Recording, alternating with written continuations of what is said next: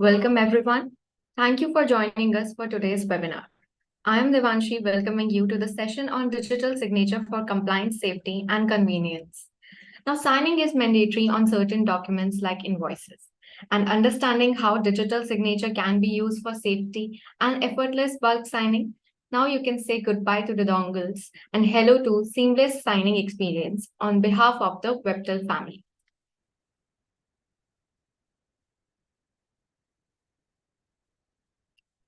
Over the 2 decades, Webtel has been India's one of the leading e-compliance solutions company, well known for its compliance management, office management, and HR management solution. We believe in delivering our best to clients through our expertise and dedicated professionalism.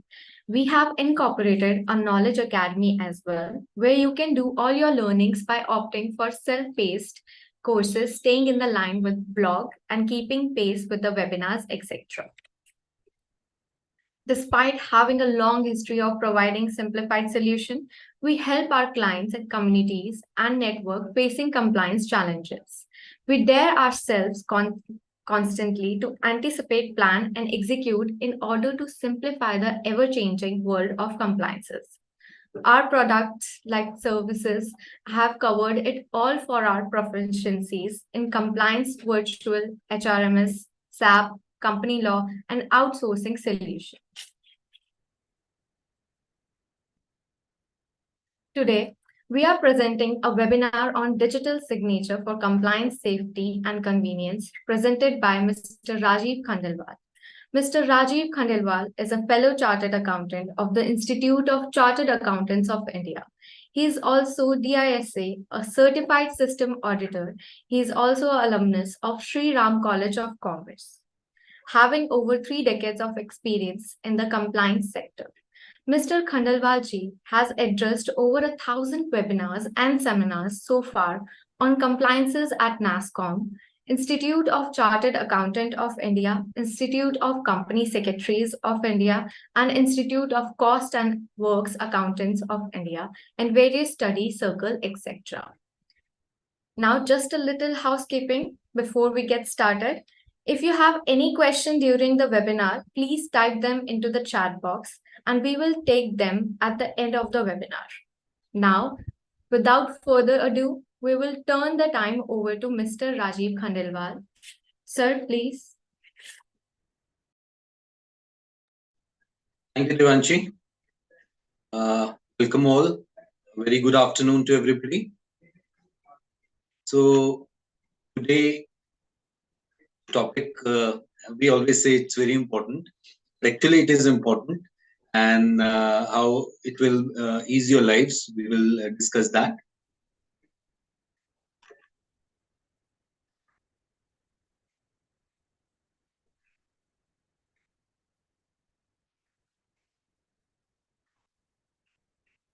Team, please keep on admitting the members because this is coming on the screen for me. So do the needful. So digital signature, I think we all have been using for so many years for the mandatory filings, whether it is MCA, whether it is income tax. But other than that, I think most of us are not using it. If you are using it other than for statutory filings or statutory uploading of documents, etc., then please write in the chat box if anybody is using it for that. Let me know already if some of the clients are using digital signature or other signatures also for where it is not mandatory. Anybody using? Just quickly.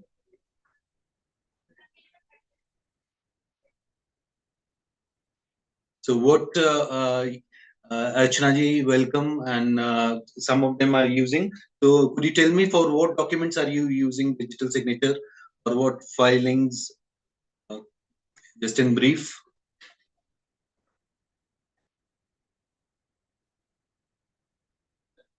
Normal documents. Income tax TDS, obviously there it is more or less mandatory. ROC forms to PDF in general, okay. So at least some of us are already using that. That's a good thing. But more how we can use it and how it will make our life simpler, particularly for bigger corporations. Let us see that. So we will be covering why and what is digital signature, organization DSC, relevance for business and chartered accountants, issues with DSC in token, introduction of WebiSign, our product for bulk signing, its features, and integration with process flow, etc. We'll be discussing, and then with the web interface, etc. We'll be talking about that. So first of all, why digital signature? I think the first reply would be because it's mandatory in some cases. Obviously, we've been using it for that. Other than that, why should we use it? We can use it for bulk signing of the documents. Because I remember in the old days, nowadays, even Form 16, 16A, etc., we are digitally signing those documents. But in the earlier days, it was a pain for the hand. We used to, for big, when we were working with bigger corporates and even my other friends, etc., they were telling me it was really a pain in the hand when they had to sign so many of the certificates. So that was a big problem. And for that, we can use digital signatures. Seamless signature affixing will take place using the facility. And the huge cost of handling and sending physical documents. All these, again, the thousands and hundreds of these tedious certificates, even other documents have to be signed first physically, and they have to be couriered. So all the paper cost, courier cost. So again, cost-wise, it was a huge mammoth exercise for any corporate. And in the COVID times have also taught us that many a times the person may not be physically available. Even now, though thankfully COVID is not there, but even then work from home culture is there. At least in a few days, corporates are allowing that. People are going abroad also. May not be in their own city where the office is located. So all those issues are there. So a signatory may not be physically available. The digital signatures can help us. And in the case of manual signatures, we are aware always these issues of forging of the manual signatures takes place, and people always complain partnership deeds or some other documents, filing of Form 32 when it used to happen manually. There, all these issues were there. So digital signature has removed all these issues because here it has some features, some inbuilt features because of which these things do not happen or they have minimized. So it is the digital equivalent of a handwritten signature, and it is not a scanned signature. Some people still believe that a scanned signature is fine. I will even be showing examples of even big corporates using still scanned signatures in this current age also. DSC is the electronic certificate required for digital signing. Normally, it is valid for 1 to 2 years, you are aware, and it can be taken from any certifying authority. And the repository of digital signature certificates, all the bulk of these certificates is with controller of certifying authorities, in short CCA. And we have two types of certificates in general, that is the individual certificate and the organization certificate. Digital signature, just as when you sign in front of somebody, he knows that you are the person who is signing.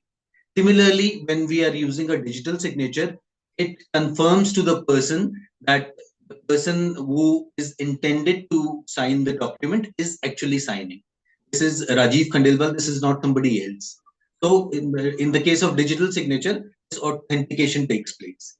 And also later on, I cannot go back and say, no, this was not my signature. Even if the digital signature has been used by, the tokens has been used by somebody else, but later on, you cannot go back and say, no, I had not signed, my employee had used this signature, etc. All those court issues, etc. That is a separate issue, but you cannot say no to the digital signature. Physical signature, people do that. No, I had not signed and all those forensic investigation on all those issues. This will not be there in the case of digital signature. And whatever document you send, if you digitally sign an email, the contents are confidential. Otherwise, when you send an email, any hacker can hack your email account, and the contents, it may be very important, it may be the project figures, it could be some tender figures. It is very easy for a hacker to hack the email account and know the contents of the same. But with the digital signature, this confidentiality, that will be there. It will not be possible for him to access the contents. And integrity. So whatever we had sent, it's not that the message, sometimes the message is of, let's say, 3 pages. Somebody receives just 2 pages and he does not know, in the case of normal signatures, whether the content is complete or not, whether something has been removed or not. Here, in the case of a digitally signed document, even if a dot, comma, full stop is removed, it will show you that the contents have been altered. So this is again a very good use of digital signatures.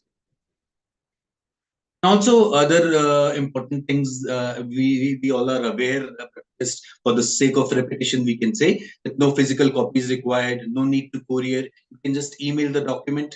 It results in saving of lot of cost of paper, of courier, of printing. All these costs are being saved. And as I said, people are not physically present these days, not always in the office. And in such cases, digital signature can be used. Also, it's prestigious to use it. If somebody sees a digitally signed document, it seems that this is a good organization, this is a reputed organization, and so big corporates are using it. Obviously, this is an added benefit. Other than that, so many benefits are there. Now, obviously, you and I understand that digital signature is valid in the eyes of law, but which provision states that? So we can look into that.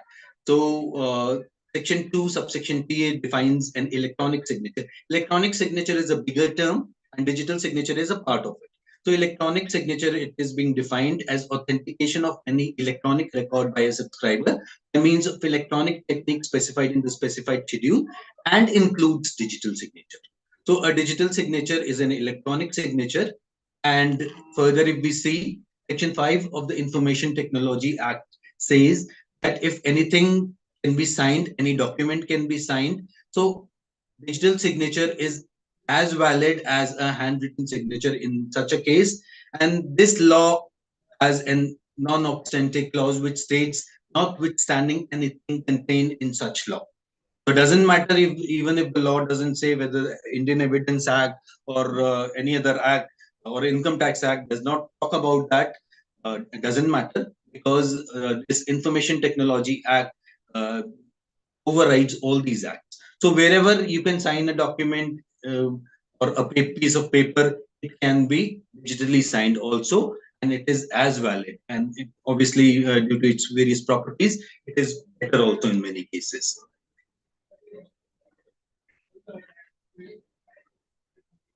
With the basics of digital signature, many of the things you already understand, so not going into too many details. Now we are coming to an important part of the discussion, which is individual and organization DSC. Because till now, I think most of us are accustomed to using individual digital signatures, whether for filing MCA forms, whether for filing ITRs, etc. But organization digital signatures are being used at a much smaller scale, and are more for the bigger organizations, but with the benefits, even the medium organizations and smaller organizations can think about it. This is like a personal certificate where it's written that organization type is written personal, and the date of expiry, etc., is written, then public key, private key, etc. You might have always seen these kind of information in your digital signatures. If you just click on the icon, and this information is visible. When and this organization certificate, digital signature, is now a necessity for an organization. It is the organization's digital identity card. Just like we have our personal ID cards, Aadhaar or PAN or whatever, it is an organization's digital identity card. It verifies the business authenticity and legal existence of the organization. It offers greater security and functionality, and it helps protect us from threats and frauds. We'll just see one by one how it helps that. So if we talk about an organization digital signature, this is how it looks like when we see the details of the same. Here it says DS digital signature of Webtel Electrosoft Private Limited, and this is for the website department. And digital signature, non-repudiation, email protection, client authentication, document signing, etc., etc. This is the intended usage of digital signature. When we talk about the organization DSC, there are two types of organization DSC. One is the class 3 DSC. Class 2 DSC are no longer in use. You must be aware. So class 3 DSC now offer the highest level of security. It is being used now even with the ITR filing, etc., or the MCA forms. You have to use class 3 DSC. Earlier, class 2 DSC was being used for these kind of things. And class 3 DSC was earlier also used, and obviously now it is being used for high value transactions like online banking, e-tendering, e-auctioning, etc., because it is highly secure. Highest level of security is being provided by a class 3 DSC. Then we also have a document signer certificate, which is specifically designed for automating document signing in an organization. Class 3 DSC you can use in the token, and manually you can use it. The document signer certificate will be necessary when you want to go for automation in document signing. Some features of class 3 organization DSC, it gives a lot of security to the company data, documents, record, etc. No unauthorized usage of the same, and no authorized access, because it has a secure mechanism of private and public keys to protect your details. It authenticates the organization's identity. It minimizes risk because forgery, manipulation, or stealing of data is to a much lesser extent in the case of an organization DSC. Here all we can use class 3 DSC, obviously ITR filing I told you, then registration of the company, the MCA portal, registration and filing at the IceGate portal for import-export businesses, registration of EXIM organizations or IEC code at the BGFT panel portal, and registration of assessee at the GST portal, online submission of GST returns at the PF portal for procuring online services or participation in e-procurement, e-tendering, e-auction, etc. And obviously online banking, etc. also. So a lot of places, and wherever security is of paramount importance, we should use a class 3 organization DSC. Document signer certificate, let us talk about it more. It helps in bulk signing with more safety and encrypted features. It is a special purpose certificate, and it is obviously issued to an organization and not to an individual. And it is different from a personal digital signature, which is being given to individuals. And it is being and here it is being issued in the organization, and it is different from the personal responsibility of the person. This we'll take up in greater detail just now. It is in the form of a PFX file. PFX file for personal certificates is not allowed. It is only there in the dongle. You cannot take it out. But here, the document signer, it is in the form of a PFX file. It is a server-based signature where every document is signed automatically, and it can be integrated through T-code with ERPs, through FTP and web services with ERP and other customized softwares also. It also provides email and printing facilities. This is a secure website, the ICICI Bank website, as you can see. And when we click on these icons, we get to that it is a secure site. Earlier, the lock used to come. Now it shows the security and connection is secure. So the certificate is valid. So for secure sites, this kind of they have taken the organization DSC. That is why their site is secure.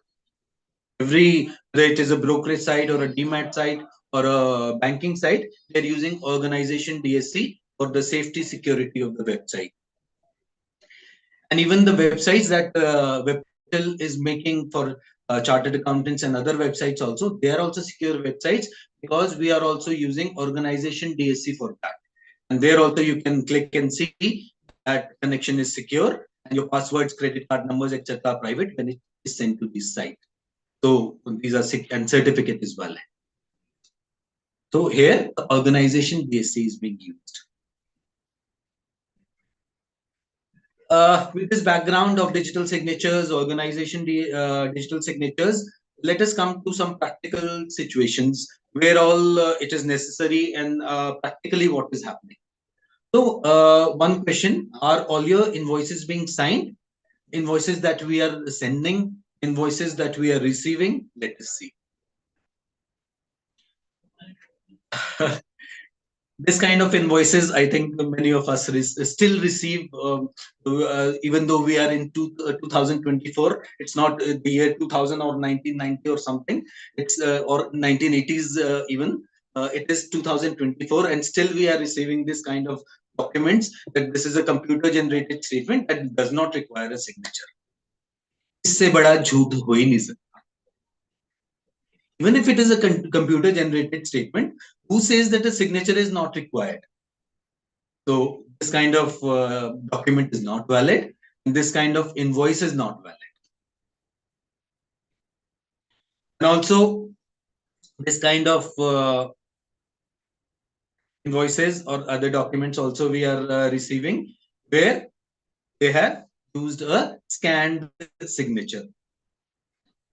Sir ने sign कर दिया, उसको scan कर दिया, and they are using it on every document, every invoice, and everybody thinks it is signed. It is not a valid signature.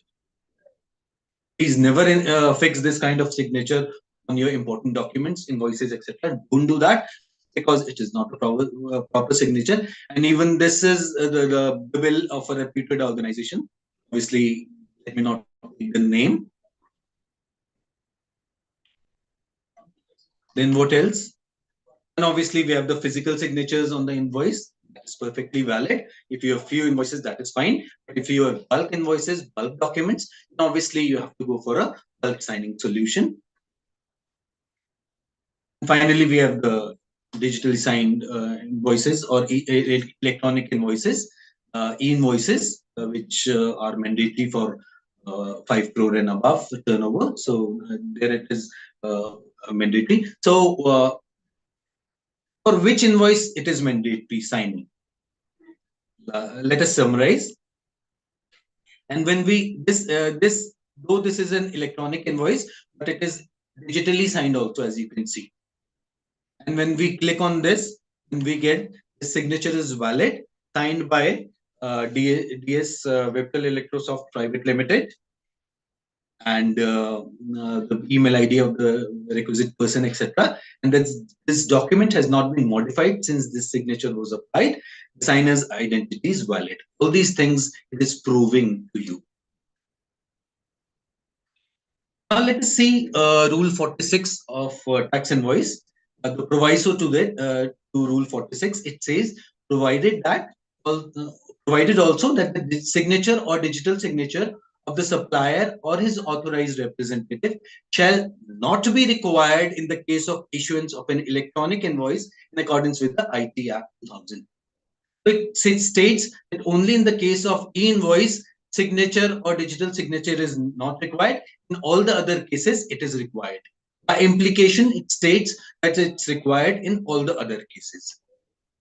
So when we see the different types of invoices, on a physical invoice, it is required. On a e-invoice, it is not required, but it is better if you I showed you this, or on the left hand side, you can see that even this e-invoice is digitally signed. So this option is also there. Webtel is also using it. On a physical copy of invoice or e-invoice, a physical copy of e-invoice also a signature is necessary. A PDF copy of invoice or e-invoice also it is necessary. So it is only the electronic format of the invoice, that is e-invoice, where it is not required. Otherwise, whatever document without a signature, it is just a paper copy. It is nothing else. It has no legal validity. It must be signed. So particularly in the case of people to whom invoicing is not applicable. So if invoice is being received or being sent without signing by affixing scanned signature, etc., it is not valid. Writing, it is a computer generated invoice, signature is not required. It is not a valid invoice. And day in, day out, we all are receiving such invoices. Many of us are sending such invoices, and convenience ka zamana hai. They are sending by email. So it is just a photocopy or an unsigned document which is sent by for purchases, for sales, and payments are being made by everybody on that. But invoice is not proper if it is not signed. An input tax credit may not be allowed in the absence of a proper invoice. As long as the invoice is in your home and nobody is checking, fine. But when these GST guys come for the audit, etc., and we are aware in due course they do come and they check all these invoices, and if proper signatures are not there, ITC may be disallowed. So again, very important. And this is you may be compliant, the suppliers may not be compliant. So please ensure that proper signatures are there. Now, this was for businesses. Now, many practicing CA friends may say, what is in it for me? It's not required for me.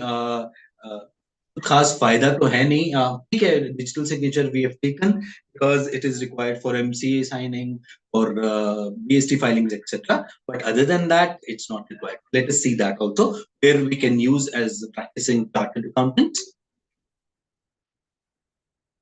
Very long ago the institute had allowed filing of various forms like Form C, Form 6, Form 9, Form 117 etc. from CAs on email. So you can attach your digital signature to this Form 6 for application for grant or service certificate of practice, etc. For restoration of name in the register, other forms, etc. For change in professional address, email, mobile, etc. And you can affix your digital signature to the form and mail it, and the CA Institute will accept it. Similarly, even the CA students can send the various forms on email, digitally signed. That is also acceptable. And then obviously COVID came and physical movement was restricted. There was lockdown. People could not travel from one place to the other. Then the institute that time came out with this announcement.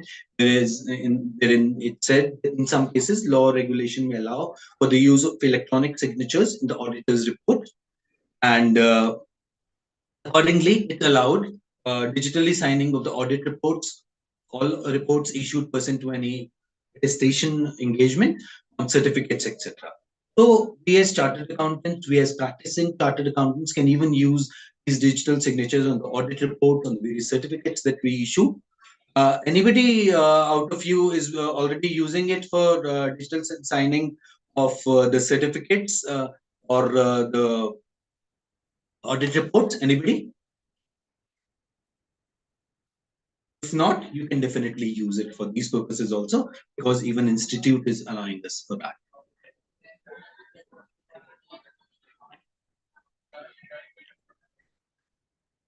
And sometimes queries are there whether in these case of digitally signed audit report or the certificates, the UDIN is mandatory. It is mandatory. Whether it is a manually signed report or certificate, or it is a digitally signed report or certificate, any certificate you upload online, UDIN is mandatory in all the cases. That has to be generated. Now coming to another important topic, how do we store these digital signatures? I think most of us are keeping it in some drawer, and I'll not talk much about that. Everybody's aware how they are kept. Safety, security of the digital signatures in the token, and why not talk about it? Let's talk about it. Like and everybody's knowing the passwords, and passwords are also 1, 2, 3, 4, 5, 6, 7, 8, or 9, or something very simple. Again, that should not happen.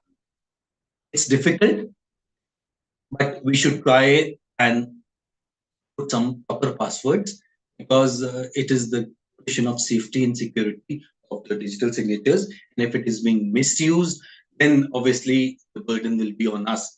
As chartered accountants, if we are keeping certificates of our clients, or as in an organization, if we are keeping digital signatures in tokens of our senior executives, etc., for CFOs, CEOs, etc., CTOs, etc., and that is being misused, that will be our life. And that is why I would say that DSC in hardware token is suitable for small entities. And obviously, it can be used on a single PC. You have to put in the dongle and then it can be digitally signed. Signing will take place one by one. Bulk signing is obviously not possible. Token may be lost, misplaced. It can be used only in the single location where token is available. Your CFO has gone somewhere, US or UK, whatever, and some document is to be digitally signed, and he's there. You are signing here. That's not correct, and it may be misused. It may be misused for some document which he does not intend to sign. So all these features are there in the DSC in hardware token, and because of it, already cyber cases are being filed. Already disputes are there. All those things are there. So I think now we should be more careful about using DSCs or storing DSCs now. So what's about the medium and the bigger corporates? What do they do? This hardware tokens containing the DSCs, that is not suitable for them because of all these issues that we just now discussed. And they require bulk signing, particularly some sectors like the automobile sector, the insurance sector, policy documents. Even those documents are of, in some cases, of 50 pages, 100 pages. Physically signing is not possible. So one of the biggest users is the insurance sector that is using our WebSign for bulk signing, and then banks, etc. also. And bigger corporates, for other than bulk signing, they also require anytime, anywhere signing. So that's not possible if it is there in the token. And then they are also very much concerned about the safety and security, which obviously smaller companies or smaller SSEs are not that much concerned about that. So it is very important. So what do they do? So for them, we have WebSign, our bulk e-signing solution. Many of the corporates are already using it, and they are finding it much more useful and convenient.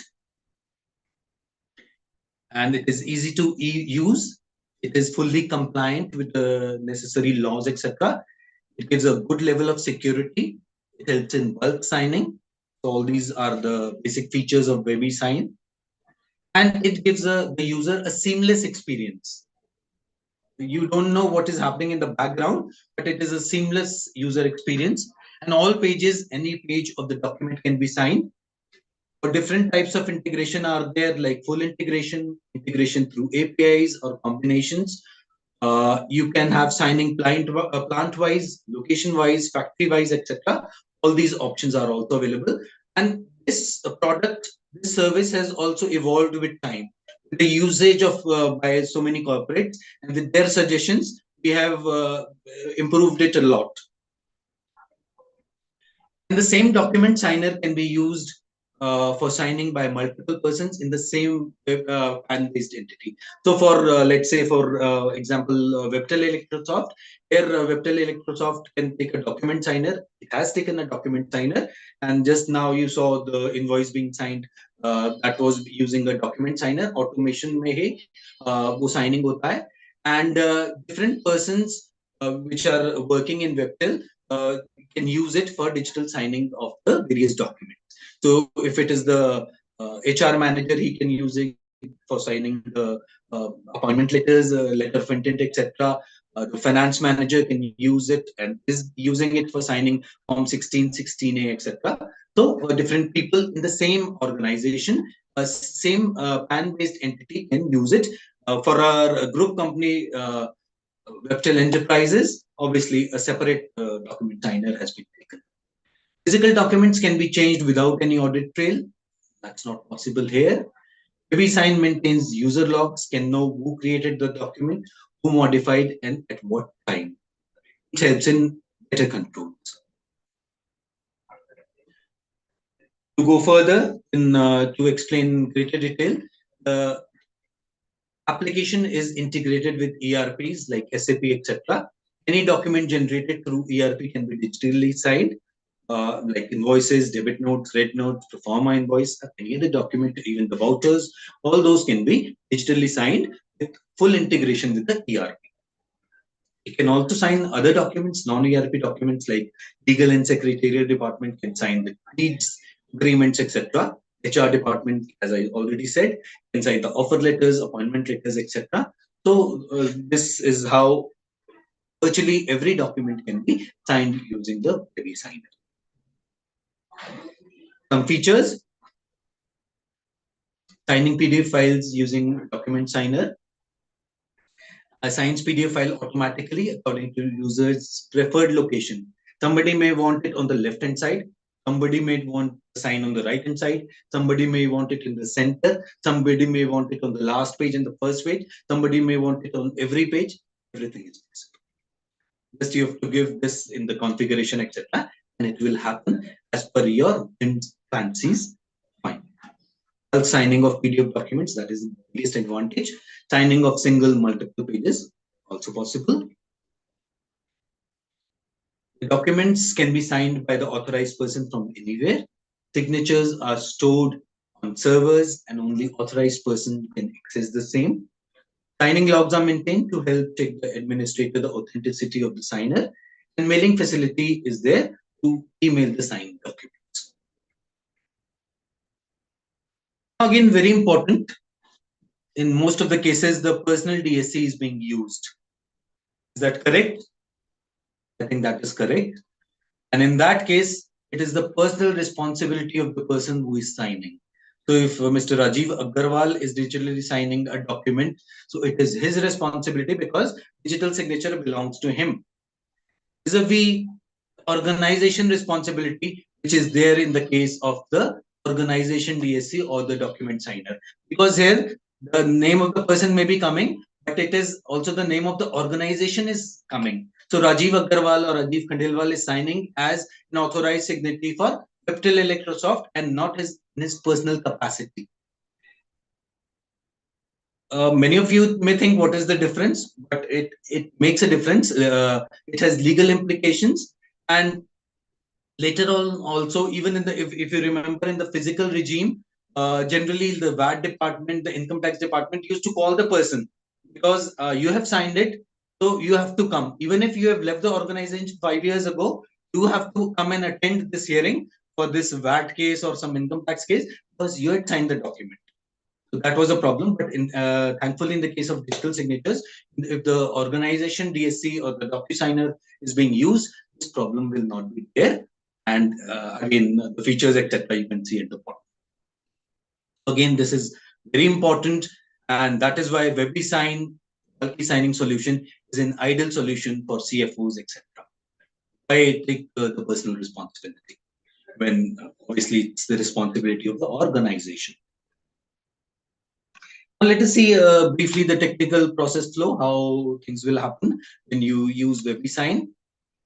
Basically, when you, let's say you are using an ERP like SAP and the different users are using it, and they will use a T code to sign the various documents. And the document will go to the Windows server. Again, the Windows server can be on premise or on cloud. It will be having MySQL 2014 or above. And through APIs, the documents will get signed, and these will be accessible to the users, whoever needs them. And there will be also a PDF repository where all these documents, signed documents, will be stored so that they are available later on. Because if you sign at a later, if you require this document at a later date, then the date of that document and that time will come. So the PDF repository is there because it will say it is being signed on this 9th of May at 5 p.m. or whatever. So it will be there. So this repository will be there for you, which you can access anytime and use it later on also. And what are the hardware software requirements that you can see? Normal things are there.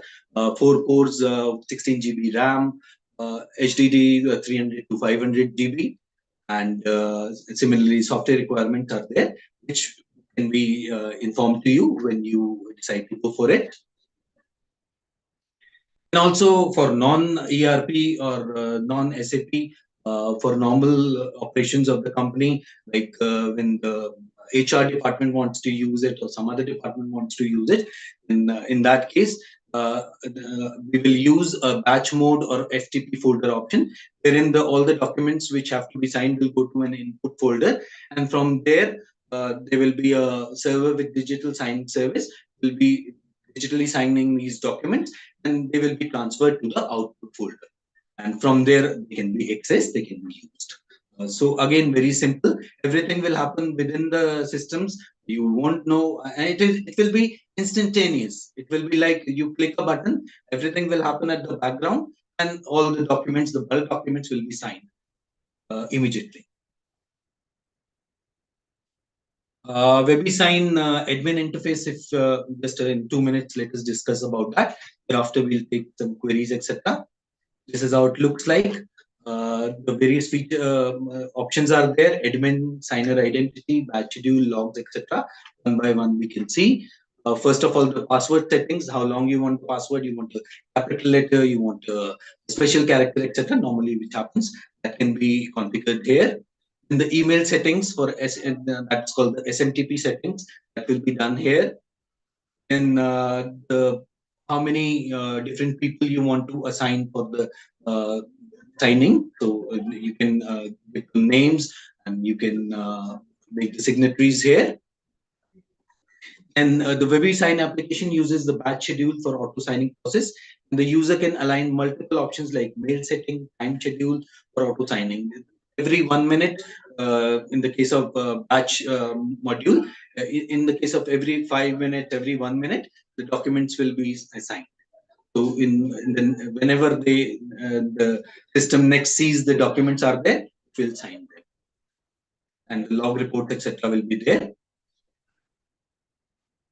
Which page is to be signed, which page is to be excluded, any specific pages to be signed, signature location, etc.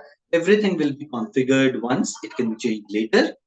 Output file location, failed file location, input file location, all these things will be configured once and for all, and obviously can be changed later on. And the signer logs, etc. are there. Which person signed, what time he signed, whether it was success, whether it was failure, etc. All these things are there. Who created the user, whether the password was updated, you want to deactivate some user, you want to change, modify the password, etc. Log the user, everything is possible using these various facilities. So that was in brief about digital signatures, organization DSCs, WebBesign, and let us now conclude. And thereafter, if there's any queries, I'll take those queries. So we can now say that digital signature is now not a matter of choice. It is in many cases mandatory for years now, like ITR filing, MCA filing, GST filings, etc. And even if it is not mandatory, it is being used for convenience now. People understand that digital signature provides greater security and greater convenience. That is why it is being used by big corporates, at least, or medium corporates, for agreements, appointment letters, TDS certificates, etc. And it even gives a professional look to the document and to the organization. थोड़ा सा एक level better हो जाता है उस organization का, जहाँ digitally signed documents जहाँ से issue होते हैं. लगता है कि ठीक ठाक level है. And when we talk about bigger organizations or bigger CA firms, then they command some reputation, and it is because of these kind of things. So why we can't do these kind of things? If it helps in building a reputation, it gives a better look to and feel about the organization. Why not do it? And obviously, organization DSC is gaining ground. People have already started using it in the organizations, and it is being used for convenience, safety, and security. And it should be preferred as it is being issued to the entity instead of the individual. So individual responsibility vis-a-vis organization responsibility, again, I think it's very important. And obviously, the organization responsibility should be there. I'm working in the role of a financial controller or a CFO, whatever, and I'm working for the organization. So personal liability should not be there in this case, etc. And accountability in this case remains of the entity, not of the individual. So that was about DSC, WebSign, the organization DSC, etc. Now let us see if there's any queries, or you can put your queries now also in the chat box, and we can take those queries. Otherwise, they can give you numbers and the email IDs. You can contact us for greater details about the product, or even about the digital signatures, about some concerns could be there about, I cannot in such short time explain you everything, but my team will definitely get back to you, and they will tell you all these features, clear your doubts, and help you with this WebSign solution. Yes, so any queries are there, we can take those. Let me see if earlier there were any queries.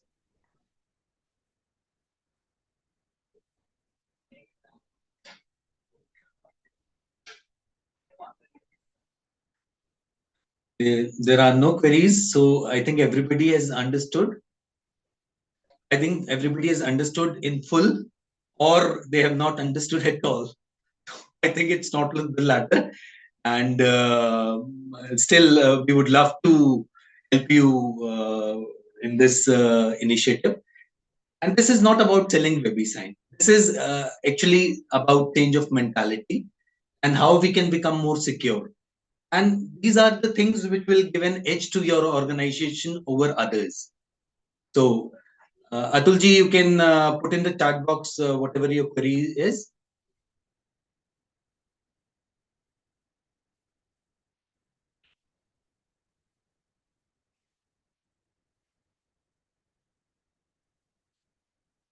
Thank you for the Archanaji's office, CS Lovely. Thank you so much for your comments. Thank you, Yugesh.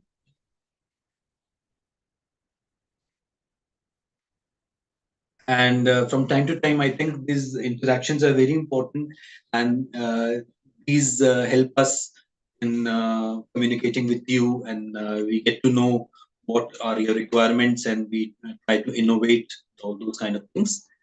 Atulji, I don't see any query. Can you put in the query once again?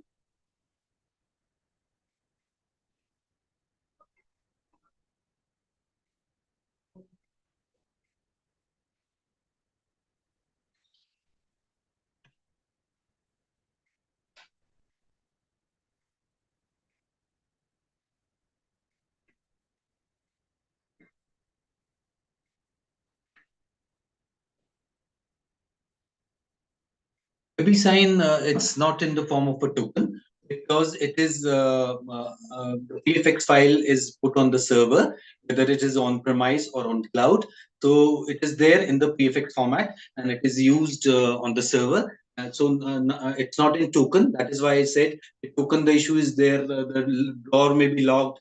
Somebody may have taken the token. Somebody may steal the token. So obviously, it is not beneficial. It has a lot of problem, and that is why this WebSign solution will be with using the document signer, which is there in the PFX file. It is installed on the server.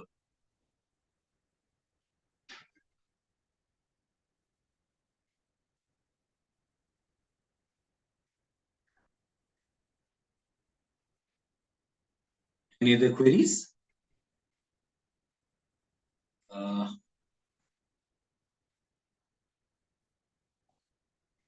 See.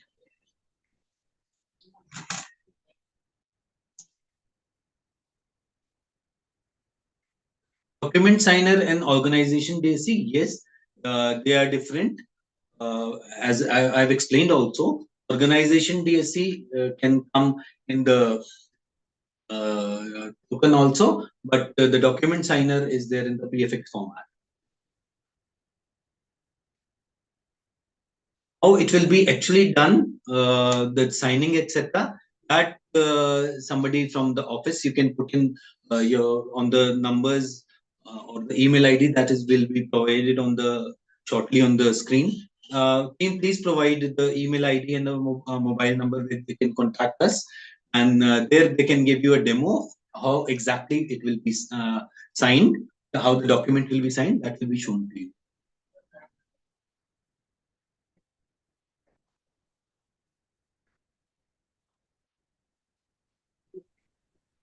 Thank you Please. all for taking the time to be here today. I would especially like to thank our speaker, Mr. Rajiv Sir, for such an insightful session. Now, if you have joined late or missed any important information, you can watch the repeat of this session on our YouTube channel and even check out our previously conducted webinars. For any doubts and queries, please scan this QR code to get them clarified and drop us mail on this mail ID. You can call on this number and ask for the demo, or you can scan the QR code. I think there are no more queries. So Devanshi, we can end the session here. Thank you so much, participant, for joining. And I'm sure these kind of interactions, we both will increase our knowledge and try to make our lives simpler. Thank you so much.